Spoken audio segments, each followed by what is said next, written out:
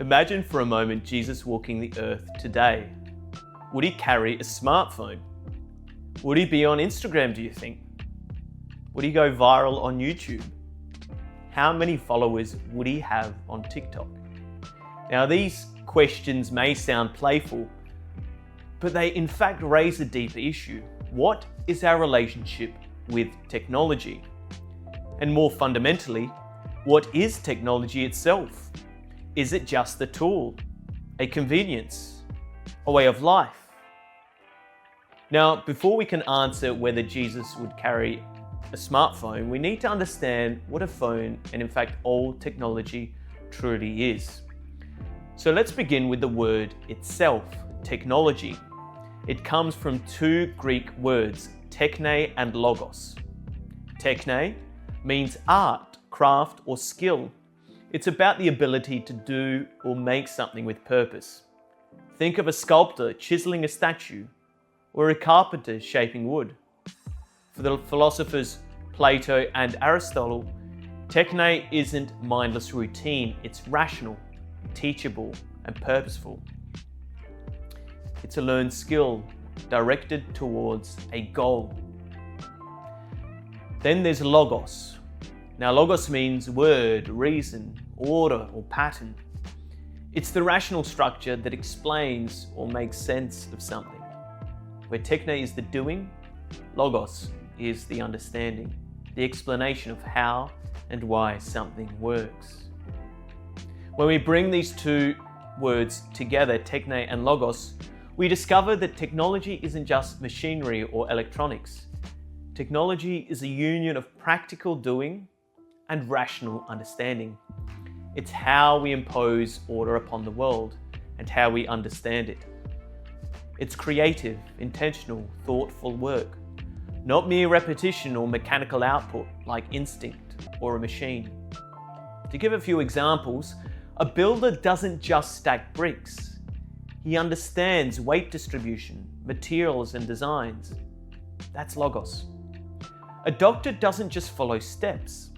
She understands anatomy and the principles behind healing. That's techne, guided by logos. Now, here's a crucial point. Technology is a distinctly human activity. Animals can build, beavers make dams, birds build nests, but these are driven by instinct, not reasoned design. Machines direct work, but they don't understand purpose.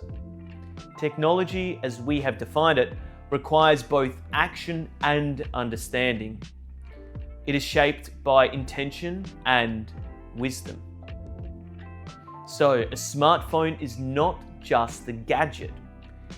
It's a manifestation of human creativity and rationality.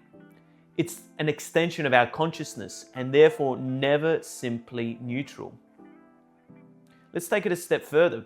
How is technology related to art and science? And here's a helpful distinction. Science discovers order in the world. Art imposes order upon the world.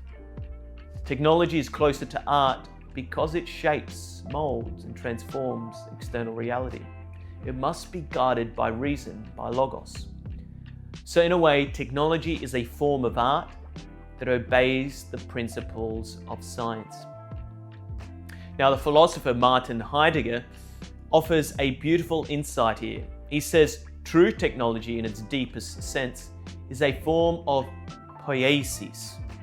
Now, poasis is another Greek word, and it means to bring forth. Poasis is a revealing, a making present. It's where we get our word for poetry.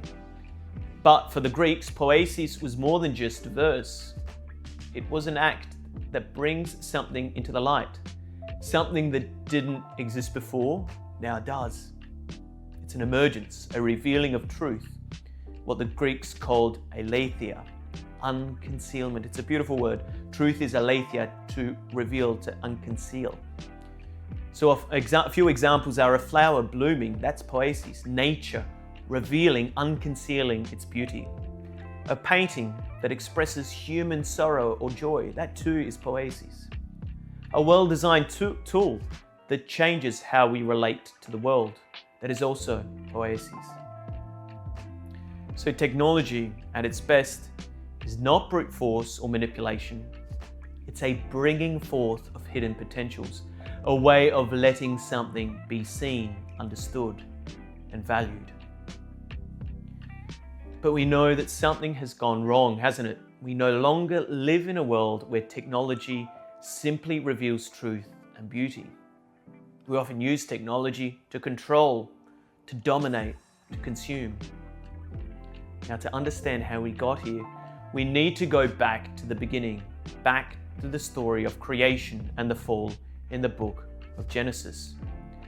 Because if God made us in His image, and if He is the creator, then our technology must somehow reflect our role as co-creators.